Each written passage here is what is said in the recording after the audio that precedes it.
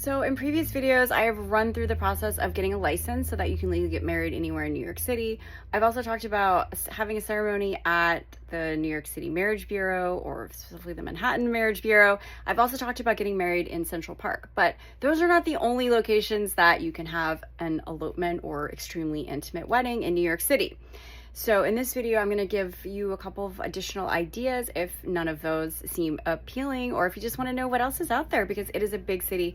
There are tons of options. It can be just like incredibly overwhelming that you have all of these choices. So the license will ensure you can legally marry anywhere. Just like Central Park, you need an officiant, somebody registered with the city who can sign. I can also do that too if you don't want an elaborate ceremony.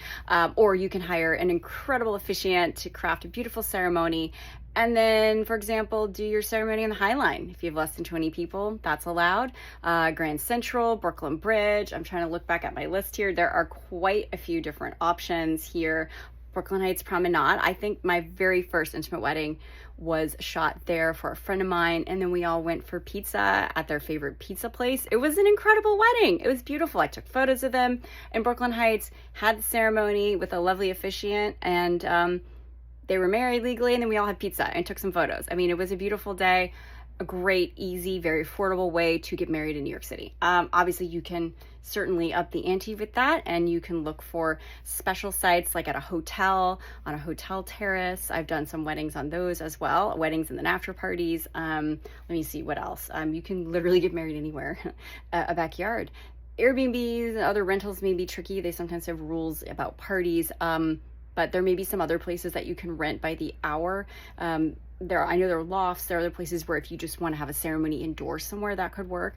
But again, you know, if you're willing to risk the weather, there are a ton of great spots that are generally free. Now, under like $500, well, actually I gotta change this now. The Central Park Conservatory Garden, which is, you know, that's $1,000 now actually.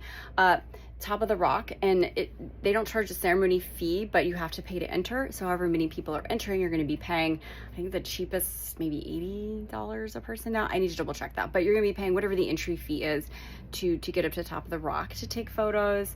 And there are a couple of other locations that have like sort of minimal fees like that. There are some beautiful gardens. Brooklyn Botanic Garden will let you do a small wedding or an elopement. That's 500 plus. I mean, you're getting into costing more money there. Oh yeah, Wave Hill. Let's see, Battery Park City requires a fee for having a ceremony there, and you must pick a location.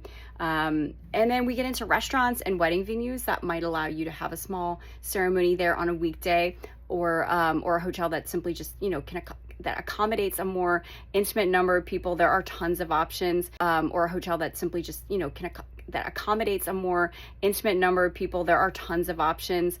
Even outside of your hotel suite, you can look for private rooms in restaurants that cater to small weddings. You may or may not be able to have a ceremony there. It just depends if you can kind of arrange it or squeeze everybody in. I had a beautiful spot for a ceremony. It's a little tricky a beautiful spot for a reception, but it was tricky to fit everybody in at max capacity at L'Artusi, which is a great restaurant it's the private dining for L'Artusi in it's their supper club in the West Village, which was a really beautiful spot. My couple did manage to do a brief ceremony there, but you know, I think they can accommodate 27 people, and there's not a lot of room for a ceremony. But there are other locations that private dining, but have maybe a corner or just a separate area, or maybe you do the ceremony outside and that's just your backup plan. There are lots of options. I have a whole web page on my blog that is dedicated to getting into this in a bit more depth than I can talk about in this video. But there are no shortage of options for places to do an intimate wedding and an elopement, in terms of, you know, places that are a little bit more out of the way. I even have a full map.